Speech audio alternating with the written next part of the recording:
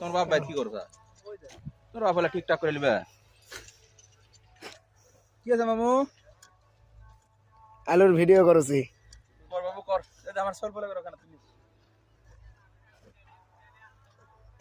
কি আলু? এলা স্টিক জাতের আলু, ব্রাকশিট।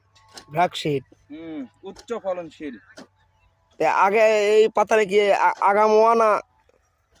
না, এবারে বৃষ্টির কারণে তো আগামোয়া নয়, কারণ নভেম্বরের 15 থেকে 20-এর মধ্যে আলু রোপণ শেষ হয়।